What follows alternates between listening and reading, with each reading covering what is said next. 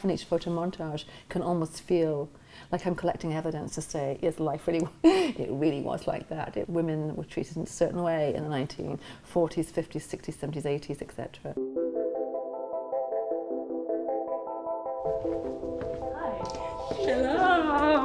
Hello, darling.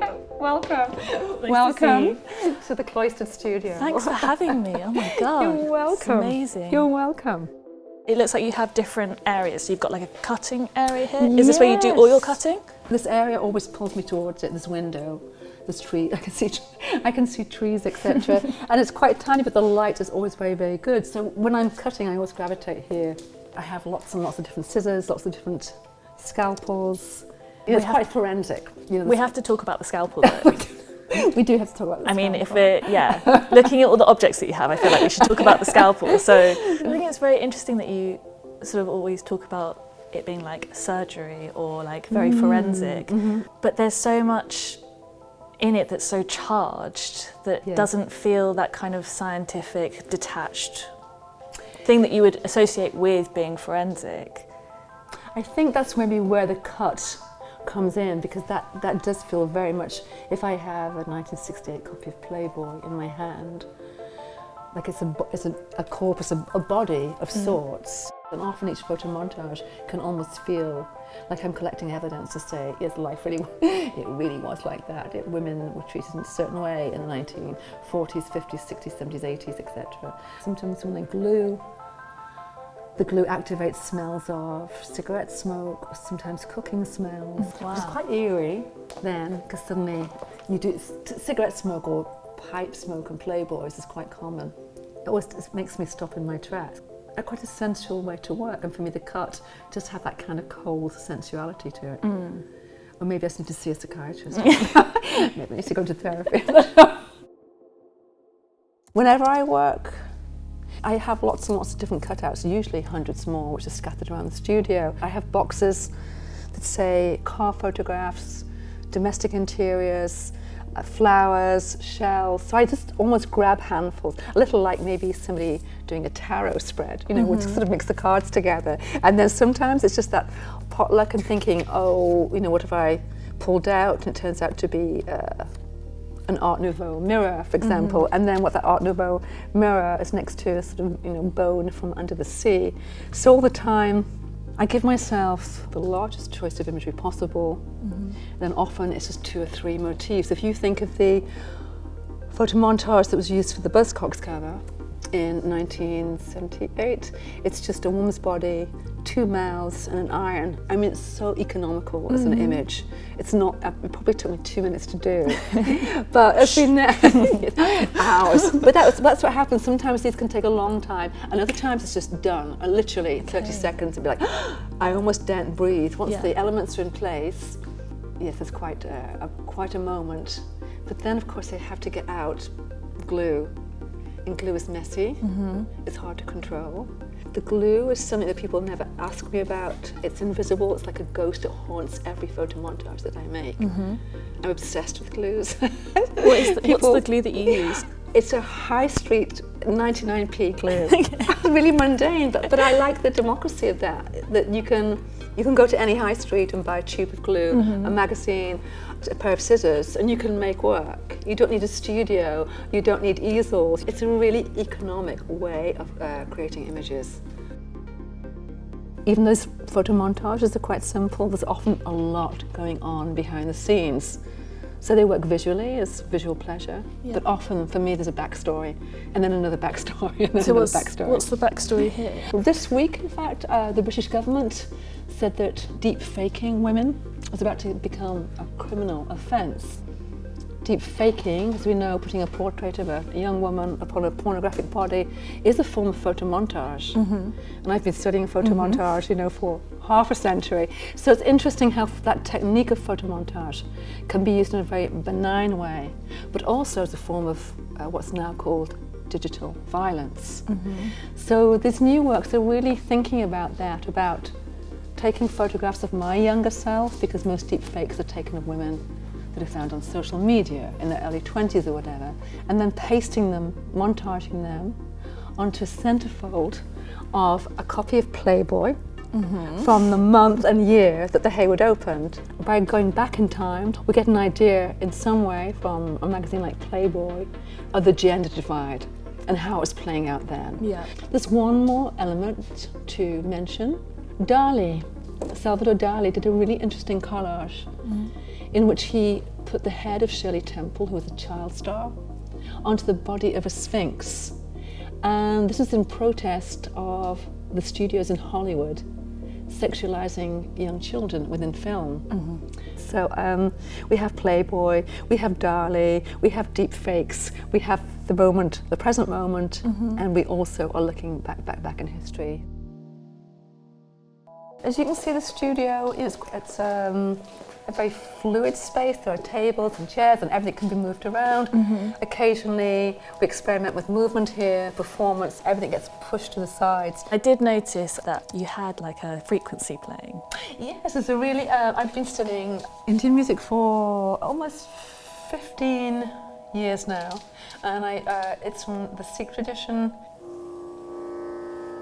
I mean, in the West we call it a drone, which feels quite, how could something so beautiful, which is based on a tanpura, you know, a multi-stringed instrument, how could we call something like that a drone? But it's, yeah, so I often just have it playing in the studio, because of that sense, that tradition that when you're playing, this is like the sun, and you almost want to internalize that, and then all the sort of melodies are played upon that, so sometimes I sing along to it, usually I have my instrument in here. I find it really calms me down when I just have the tanpura playing, and it's just, you know. Are there any sort of like other things that you do to set the space? I think because artists, we use the eye so much that I really like to prioritize the ear and the nose. So for me, scent and sound are really important. They can really change my mood within a split second. So I always perfume the space, always, and that perfume may change depending on the time of the year, my mood. Do I want to be energized? Do I want to be sort of soothed? Just, you know, everything getting too much. So I always fragrance the studio, always, and my body, you know, because then I just know a certain perfume is very much to do with this creative space. When I was young, growing up where there's only 2 channels on television and often parents controlled what you could see on television, I would always draw over and over again and fill sketchbook after sketchbook after sketchbook. It was really therapeutic. I was always drawing fashion models and this very sort of these glamorous homes, that kind of longing probably to escape the kind of tiny cloistered working class home. And one of the first artists I absolutely adored and was obsessed with was Aubrey Beardsley. And some of his drawings, they were really dark. They'd have like little fetuses and you know, as a tiny young feminist at 12 or so would talk about abortion laws, and somehow I'd look at Beardsley and his little fetuses, which sort of thrilled me, even though I didn't know why I was so thrilled. So then I began to copy Beardsley drawings, I mean obsessively, just really night after night, really copying them and getting a thrill that I had that dexterity, and then I just at some point swapped the pen or the paintbrush for the scalpel. But then a couple of years ago I was thinking about, I really wanted to draw, and then I was thinking, but it was always so tiny and it was so fine with mapping pens, etc. And I was thinking how I could make like a larger line. I suddenly thought, I know what I'm going to do. I'm going to go to the local chemist and I'm going to buy lots of deodorant bottles, because a deodorant bottle is like a ballpoint pen.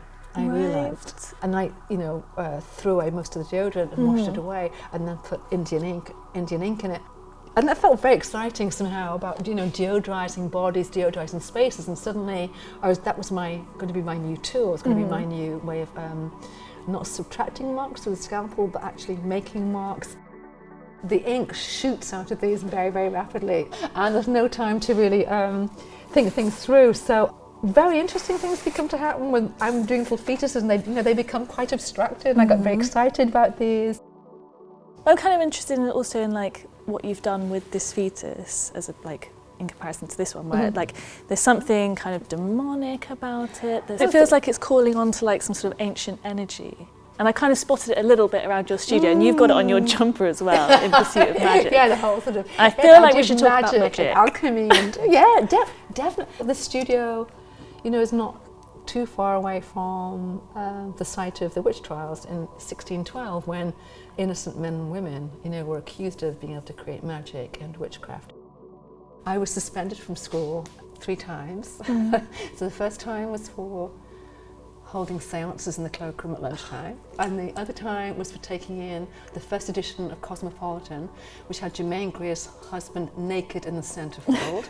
And then the other time I was suspended, so it was in the 60s and everybody was wearing miniskirts, and I'd heard in Vogue about a midi, not a maxi, not a mini, a midi. And the local CNA suddenly had a midi in. So I walked to school and I was suspended. Brilliant. Because I wasn't wearing a little tiny skirt. I mean, those are excellent reasons to be I love my head suspended. Thinking back. Definitely worth it. But again, I think I see that in 12, 13, 14-year-olds who are experimenting with witchcraft, etc. And, getting very, very excited about that feeling of power.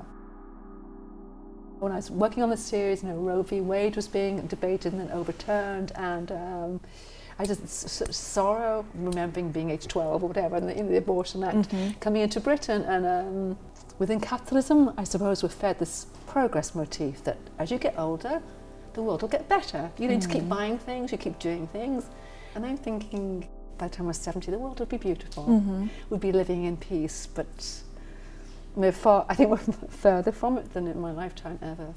Which is all more reason we have to be strong. But that's aligning with witchcraft, whatever it takes to make you get out of bed each morning and feel that you can participate in society and you can be heard and you can be seen.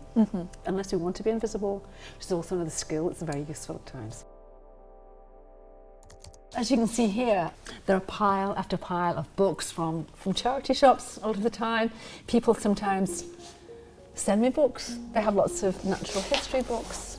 And I can look, that's probably a page that I would almost just cut out. Do you ever like see a photo like that and then you kind of have an idea in your head of like how it might fit into?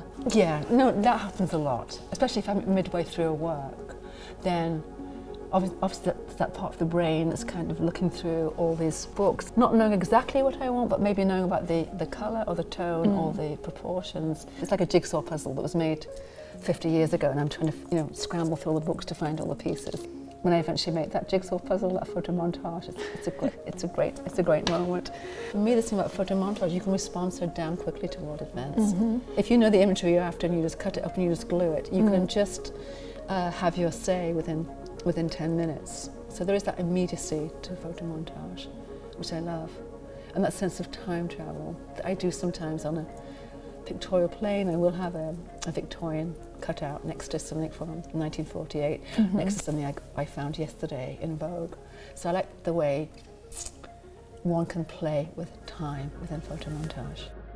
There's a distinction between photomontage and collage. I met Dawn Addes many years ago, the artist Dawn Addes.